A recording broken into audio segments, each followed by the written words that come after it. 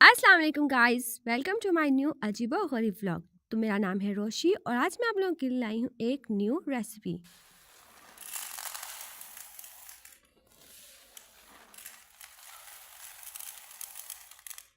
तो आज के व्लॉग में हम लोग सीखेंगे गंदम का हलवा। जी हाँ, बिल्कुल सही, आप लोगों ने सही सुना। आज के व्लॉग में मैं आप लोगों को सिखाऊंगी कि आप लोग गंदम से हलवा कैसे बना सकते हैं।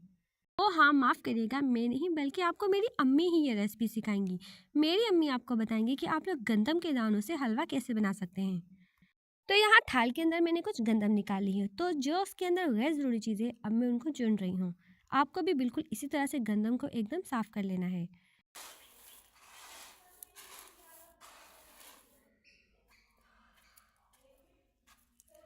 तो जब तक मैं गंदम को साफ़ कर रही हूँ तो मैं आप लोगों को साथ इसके कुछ फ़ायदे भी बता देती हूँ। इसका हलवा ना सिर्फ तो खाने में मज़ेदार होता है, खाने में बहुत ही अच्छा लगता है, बल्कि इसके 2-3 फ़ायदे भी हैं।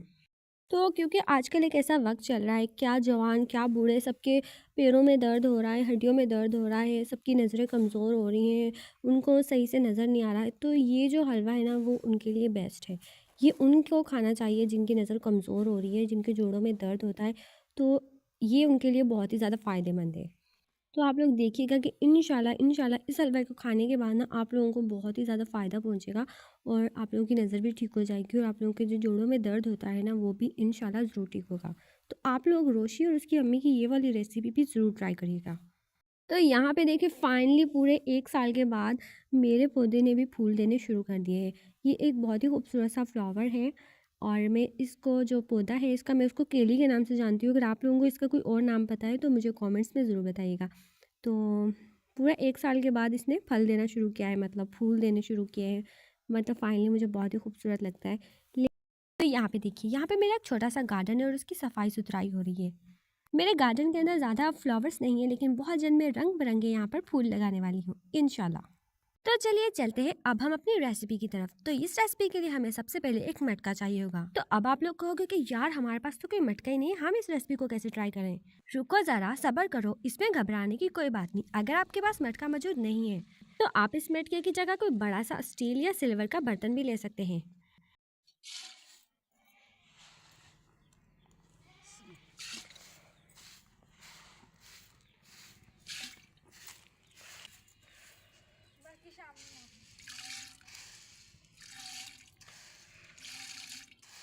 तो आप देख सकते हैं कि यहाँ पे हमने सारे दाने इस मटके के अंदर डाल दिए हैं।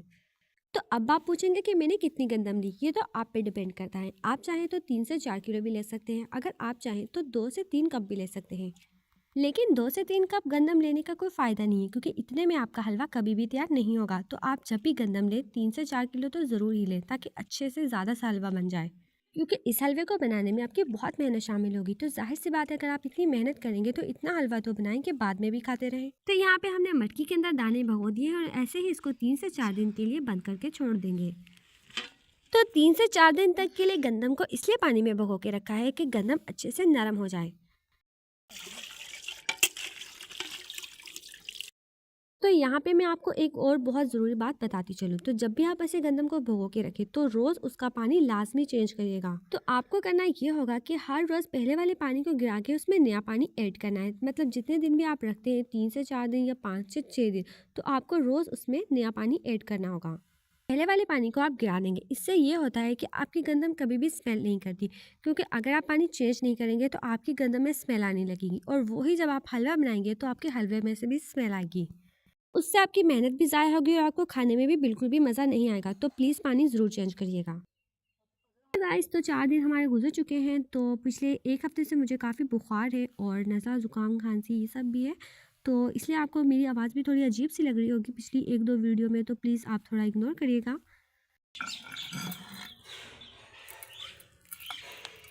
तो आप देख सकते हैं कि गंदम हमारी एकदम रेडी हो चुकी है और ये काफ़ी फूल भी चुकी थी और ये बहुत ज़्यादा नरम भी थी। बिल्कुल ऐसे थी कि हाथ लगाने से भी टूट रही थी।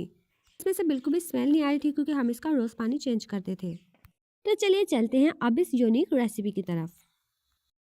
मैं यूनिक इसलिए भी बोल रही हूँ क्योंकि मुझे पूरा यकीन है कि आप में से किसी ने भी कभी भी इस रेसिपी को ट्राई नहीं किया होगा।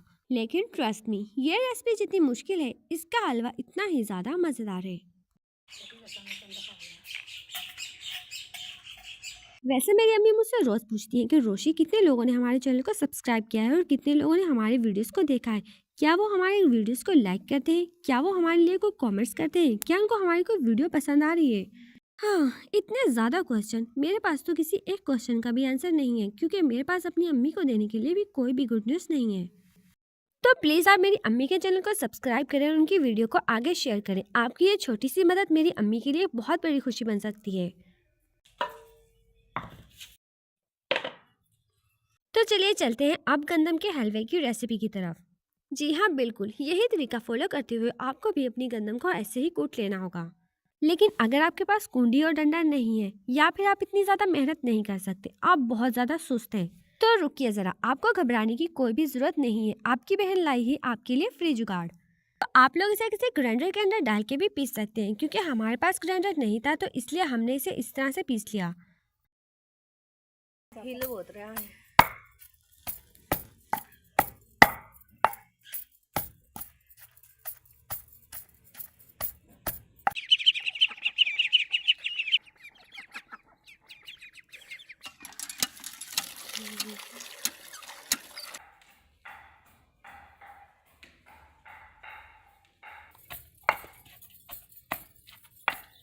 तो जब तक अम्मी गंदम पीस रही थी तो मैंने सोचा क्यों ना अपने लिए और अपनी अम्मी के लिए एक कप चाय बना लूँ। वैसे भी सर्दी के मौसम के अंदर चाय पीने का तो अपना ही अलग मज़ा होता है।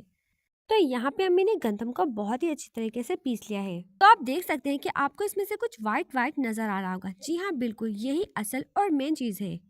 तो जब आप अपनी गंदम को अच्छी तरह से पीस लेंगे तो उसमें ऐसा ही एक वाइट कलर का दूध निकलेगा। तो यहाँ पे अम्मी ने इसको पीसने के बाद इसमें थोड़ा सा पानी डाल के इसको अच्छी तरह से मिक्स कर दिया है। तो यहाँ पे हमने एक वाइट कपड़ा लिया है जिसकी मदद से हम इसे छान लेंगे, मतलब हम गंदम और दूध को अलग कर देंगे। तो यहाँ पे हम लोग कपड़ा इसलिए यूज़ कर रहे हैं क्योंकि हमारे पास छानने के लिए कोई छाननी नहीं थी। अगर आप लोगों के पास कोई बड़ी सी छाननी हो तो आप लोग वो भी यूज़ कर सकते हैं। तो आप लोग देख सकते हैं कि किस तरह से हमने सारी गंदम उठाकर इस कपड़े के अंदर डाल दी है। बिल्कुल इसी तरीके को फॉलो करते हुए आप लोगों ने भी ऐसे ही करना है। हाँ, लेकिन अगर आपके पास कोई बड़ी सी छाननी हो तो आप उसके साथ इसको छान सकते हैं, तब आपको और भी आसानी होगी। तो आप देख सकते हैं कि कैसे इसका वाइट कलर का जो पानी है वो अलग हो रहा है।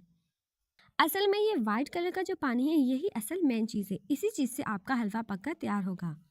तो यहाँ पे मैं अपनी अम्मी के साथ बातें भी कर रही थी और बातों बातों के अंदर हमारी चाय भी तकरीबन पककर तैयार हो चुकी थी। वैसे मेरे घर के अंदर मेरी पकाई हुई चाय कभी भी किसी को पसंद नहीं आती, क्योंकि मैं पत्ती बहुत ज़्यादा कम डालती हूँ और चीनी बिल्कुल ना होने के बराबर। मुझे दो तरह की चाय बिल्कुल भी नहीं पसंद, एक तो बहुत ज़्यादा मीठी और ऊपर से ठंडी। ना मुझे ठंडी चाय पसंद है और ना ही मुझे मीठी चाय, क्योंकि ठंडी चाय और ऊपर से मीठी चाय ऐसे लगता है जैसे आप कोई शरबत पी रहे हो, चाय नहीं। ये तो चाय के बारे में मेरी अपनी राय है। आप लोगों को किस तरह की चाय पसंद है कमेंट सेक्शन में ज़रूर बताइएगा। भाई चाय तो हमारे पाकिस्तान की सबसे फेवरेट मशरूबात में से है। यहाँ तक कि मुझे लगता है कि हमारे पाकिस्तान की कौमी ड्रिंक का एजाज़ भी चाय को ही मिलना चाहिए। यहाँ पे मेरी चाय रेडी हो चुकी थी। सबसे पहले मैंने अपनी अम्मी को चाय दी, उसके बाद मैंने अपने लिए एक बड़ा चाय का मग्गा निकाला। तो ये मेरा फेवरेट मग्गा है और मैं हमेशा इसी में चाय पीती हूँ। तो मैं दिन में 3 मरतबा चाय पीती हूँ। एक मैं सुबह को पीती हूँ, एक 10 या 11 बजे और एक शाम 4 बजे। तो इस हिसाब से मेरी फेवरेट ड्रिंक भी चाय ही है।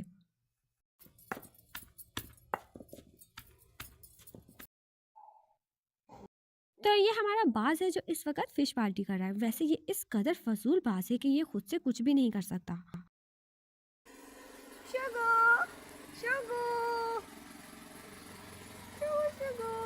नेवर माइंड, क्योंकि ये ज़्यादा मुझे मुंह नहीं लगाता तो इसलिए मैं भी इसे मुंह नहीं लगाती। तो हम दोनों ही एक दूसरे को बिल्कुल भी मुंह नहीं लगाते।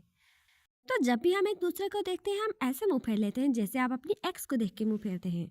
यहाँ पे हमारा काम तकरीबन ख़त्म हो चुका था, तो अब हम लोग चलते हैं हलवा बनाने की रेसिपी की तरफ। तो अब हम लोग आपको बताएंगे कि हलवा कैसे बनाते हैं। तो आप देख सकते हैं कि वाइट कलर के सारे दूध को हमने एक कटोरे के अंदर निकाल लिया और आधा कटोरा हम लोगों ने चीनी ली है।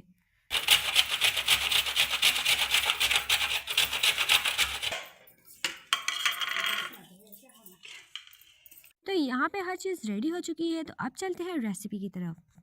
तो रेसिपी इसकी बिल्कुल स्टार्टिंग में बिल्कुल सेम वैसी है जैसी हम लोगों ने सूजी का हलवा बनाते हुए रेसिपी बताई थी। तो सबसे पहले हम लोग यहाँ आधा कटोरी चीनी की लेंगे, जिसे हम लोग धीमी आंच के ऊपर सुनहरा होने तक पका लेंगे।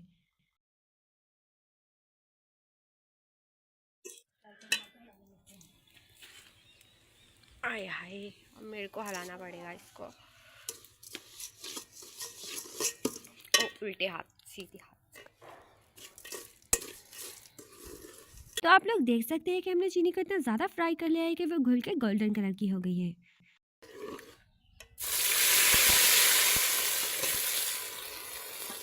अब हमने इसमें गंदम की 1 प्याली दूध और 1 प्याली पानी की शामिल की है और इसके साथ ही अम्मी ने इसके अंदर एक फूड कलर भी ऐड कर दिया। फूड कलर डालना ज़रूरी भी नहीं है, अगर आप लोग चाहें तो आप इसे बिना फूड कलर के भी पका सकते हैं। यहाँ पे मैं आपको एक और बात बताती चलूँ कि ये कस्टर्ड की तरह बहुत ही आसानी और जल्दी से पक जाता है और इसका जो वाइट कलर का वो गंदम का दूध होता है वो सूखने के बाद पाउडर की फॉर्म में आ जाता है। जब वो गंदम का दूध पाउडर की फॉर्म में आ जाए तो आपको दोबारा उसे पकाना हो तो आप बिल्कुल उसी तरीके से पकाएंगे जिस तरीके से आप कस्टर्ड को पकाते हैं। तो ये देखिए माशाल्लाह से हमारा हलवा यहाँ पक के तैयार हो चुका है। ये देखने में जितना खूबसूरत लग रहा है ये खाने में उतना ही ज़्यादा मज़ेदार भी है। तो आप भी अपने घर के अंदर ये मुश्किल सी रेसिपी जरूर ट्राई करेगा, लेकिन इस मुश्किल रेसिपी के फायदे भी बहुत ज़्यादा हैं। तो जैसा कि मैं पहले बता चुकी हूँ कि इससे आपकी आंखों की नज़र भी तेज होती है और आपके घुटनों का दर्द भी ठीक हो जाता है। तो अब हमारे इस गंदम के हलवे को डिश आउट करने का वक्त आ चुका है। वैसे मुझे मेरी अम्मी ने बताया कि हम लोग इस गंदम के हलवे को निशास्ता भी बोल सकते हैं, तो आप भी अपने घर के अंदर इस निशास्ते को जरूर ट्राई करिएगा। साथ ही मुझे कमेंट सेक्शन में ज़रूर बताइएगा कि आपको आज का मेरा अजीबोगरीब व्लॉग और मेरी यूनिक सी रेसिपी कैसी लगी। तो जाते जाते मेरी आप लोगों से एक छोटी सी गुजारिश है कि मेरी वीडियो को लाइक कमेंट जरूर देना और मेरे चैनल को सब्सक्राइब करना मत भूलिएगा। इसी के साथ आप अपनी रोशी को दीजिए इजाज़त। मैं आपको मिलूंगी अपने नेक्स्ट अगले अजीबो गरीब व्लॉग में। तब तक के लिए अल्लाह हाफिज़, बाय बाय।